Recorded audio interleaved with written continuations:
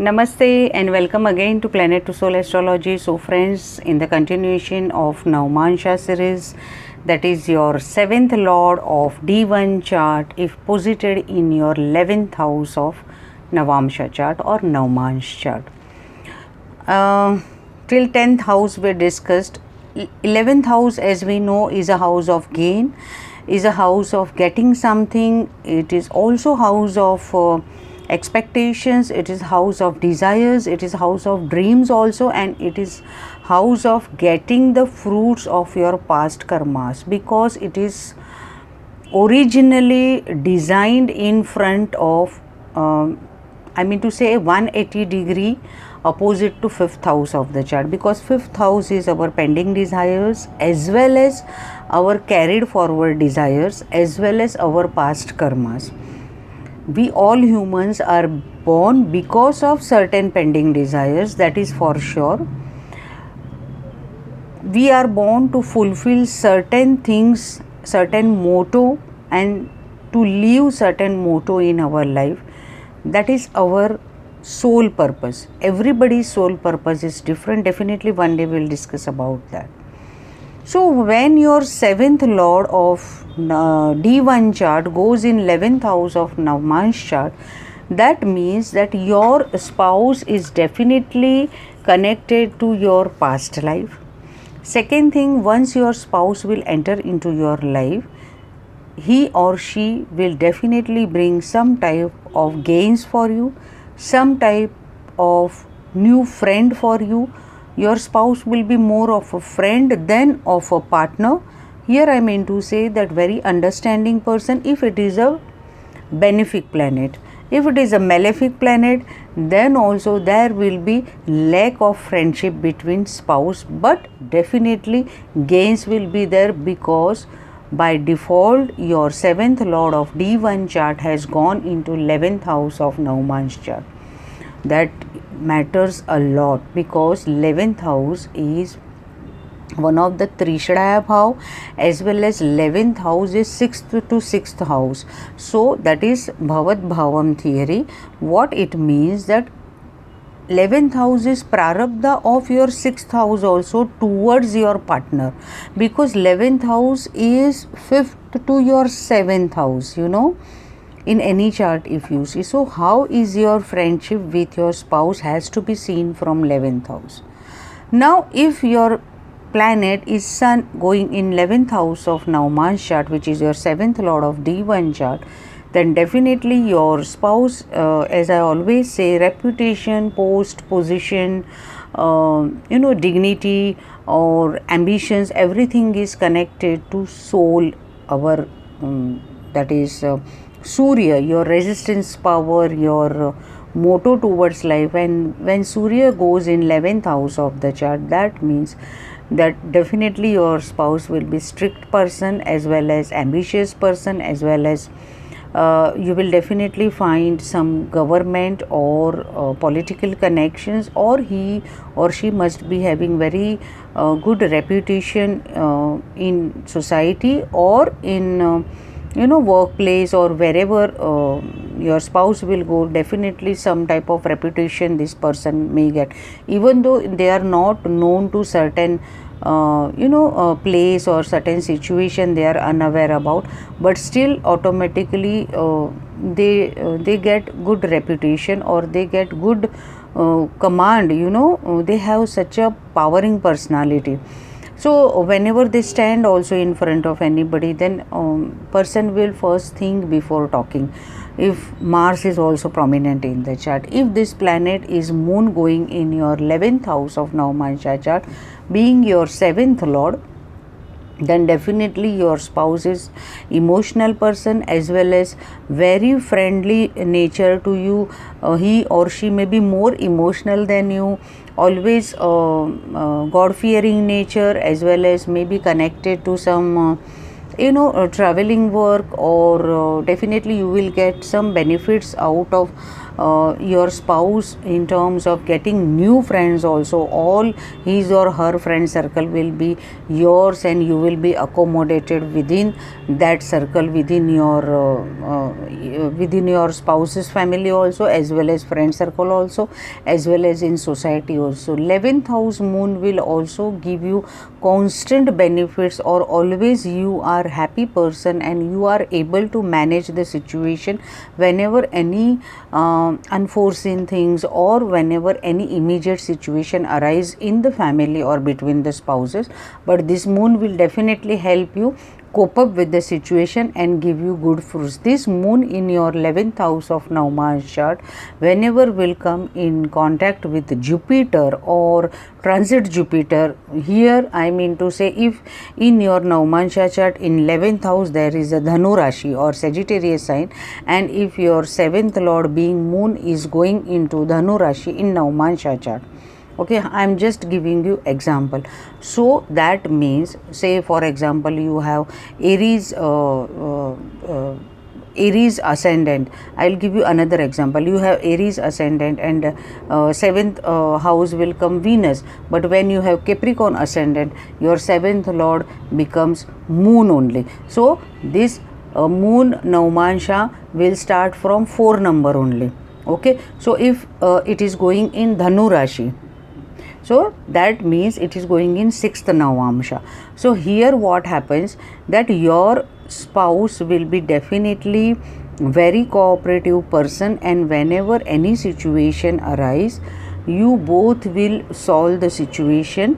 And here whenever Jupiter connection will come, now already Jupiter has entered in Sagittarius sign, so definitely in your Navmansha also over your moon this Jupiter is transiting. So definitely you are going to get good fruits if you are unmarried or looking for good spouse or looking for good partnership work also, or any type of new ventures you want to start new work, then definitely this is a Labh yoga for you. If your 7th lord is Mars and placed in 11th house of Navmansha chart, then definitely here we have to see that what sign this Mars is posited. If this Mars is posited in friendly sign, like say for example this Mars is say with moon also, if this Mars is, then there will be a similar situation, angry also, then soothing also, or quarrels also. At the same time there will be good terms also between spouse, but here Mars will definitely not bring very good friendship with your spouse, because your spouse may be of angry nature or maybe not able to understand what you want to say. Sometimes miscommunication, misunderstandings, or many a times because of family pressure, or because of some misunderstandings, definitely things will exaggerate and will conclude into some unwanted situation. So here you have to definitely make strong in which sign this Mars is posited in your D1 chart. Here I mean to say, which nakshatra your Mars is posited in D1 chart, you have to chant that nakshatra mantra. If your 7th lord is Mercury going in 11th house of Navmansh chart, then definitely your spouse is cheerful personality. As I always say, it is a prince planet, but always in dilemma, always in hurry, not able to take proper decisions. Your spouse will be having lots of ideas but not able to implement a single idea. Once a while that idea will get hooked up, but then all the time always building the situations in mind only, unless and until this Mercury is having good aspect of Jupiter or Saturn. This Mercury alone will not be able to give good fruits, but in terms of marital values, definitely this will give good fruits with your spouse. But here financial crisis may arise if this Mercury is not utilized in a proper way. Your spouse may be from banking, finance, or some government sectors, like in clerical post, in accountancy or chartered accountancy also. or maybe translators different languages. If this Mercury is happening to be of Gemini sign or Virgo sign, or this Mercury is in Venus sign, then very creative personality. So here you have to see the sign also where your seventh lord is going. You know that it is going in 11th house, but which sign it is going, that also plays very important role. And how is the sign lord of how is the sign lord in Navmansh chart? So that is little deeper. So but if you are a student of astrology, you must go deeper into study, so you can get much better fruits and much better reading out of it.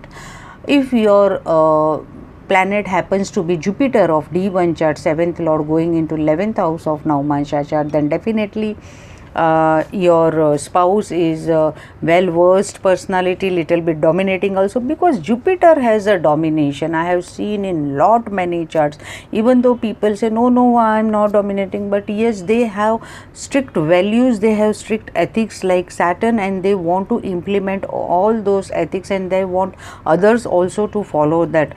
They will not, sometimes they do not understand another person's situation also, but this Jupiter will definitely keep the good rapport between spouses, and here your spouse will definitely try to patch up, match up with the situation. And even though Mars is very strong in the chart, driving you towards quarrels or some fights or tiffs between you, but definitely this Jupiter will bring you out of it. And whenever transit Mercury, or whenever transit Moon, and whenever transit Venus will be there with this Jupiter, then definitely there will be a situation of good health and wealth gain for you and your spouse and your friend circle also, because maybe expansion in family, friend circle, new child or childbirth, progeny, everything here will definitely give good fruits, because ultimately all these planets, whatever we are discussing,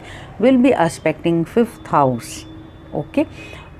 Then if this planet is Venus, D1 chart, if 7th lord is Venus and going into 11th house of Navmansh chart, then definitely this Venus will give you creative personality. Your spouse will be fond of art, nature, creativity, photography. If this Venus is in your D1 chart, if this Venus is happening to be of Rahu Nakshatra, then definitely your spouse is fond of any artistic thing or photography or direction or media, social media connected to creativity, architecture, designing, everything.